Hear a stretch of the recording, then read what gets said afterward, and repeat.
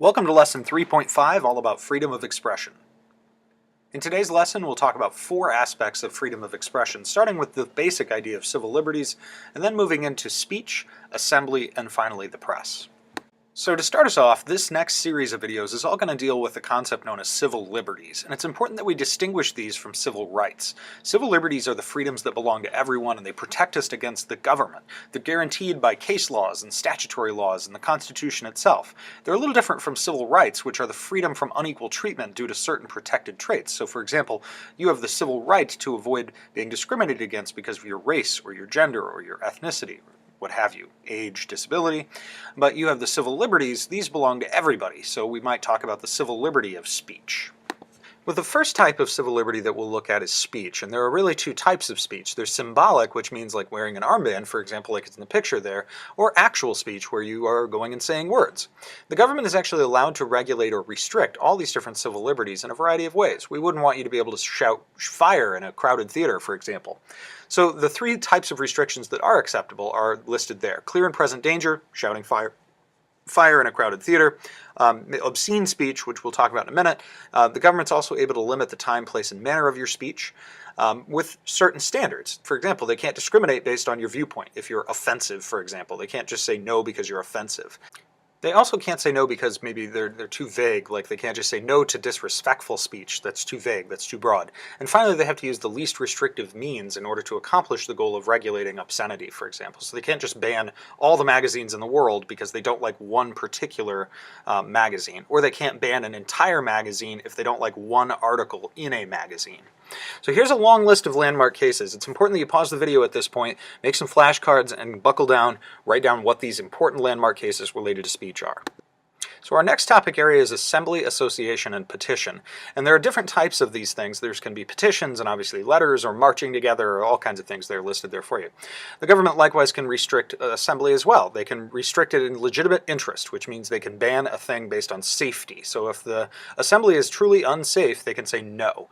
They can require permits in order to do it, but they can't discriminate based on viewpoint. Again, like before, they can't just say, well, because of this one Nazi party wants to have a rally, we're going to make them get a special permit, but everybody else is going to be okay. They can't treat anybody differently. They can also ban certain public places from having assemblies, like a jail or a courtroom, for example. Important little point there on the picture there is that none of these civil liberties and these don't apply to private places. You can't just go and say whatever you want in a private place or do whatever you want in a private place. So we've seen protests that happen in, for example, the Galleria. That's what that picture is. Those only are allowed to occur because the property owner allows it. It's not because you have some sort of freedom to assemble there.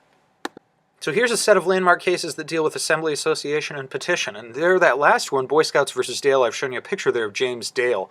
In that case, basically the Supreme Court said that groups don't have to admit people if doing that violates their own ideals. And in that case, the Boy Scouts basically said, we don't want to admit homosexual scout leaders. And James Dale is gay, and he was kicked out of the Boy Scouts basically because of that. And that went all the way to the Supreme Court. The Supreme Court said that that's an okay thing because the groups shouldn't have to admit people if it fundamentally violates their ideas. So that's a whole list of those. Make sure, again, you pause this, make some flashcards. Our last area dealing with freedom of expression is the press, and what that means is magazines, newspaper, radio, TV, the internet, pamphlets, all kinds of things count as the press. Even a blog counts maybe as the press. The restrictions that are allowed is that the government's allowed to limit intentional falsehoods or lies and anything kind of similar to speech. They can't restrict it based on a particular offensive viewpoint or anything like that. Now, journalists are still restricted by the same laws that everybody else had to follow. So if they're part of an assembly that has become unsafe or unlawful, if people are throwing rocks and attacking businesses, then journalists can be arrested. There's a picture of one being arrested in Ferguson for failure to disperse. Now, there are lots of questions about, well, when is it okay to force an assembly to disperse? What constitutes an unlawful assembly? And those are things to kind of think about going forward about, well, what are some big kind of open questions as far as unsafe assemblies? In our last set of landmark cases, I'm going to draw your attention to the last one there, Hazelwood versus Kohlmeyer. It's a case that basically said that everything except for student publications count as press.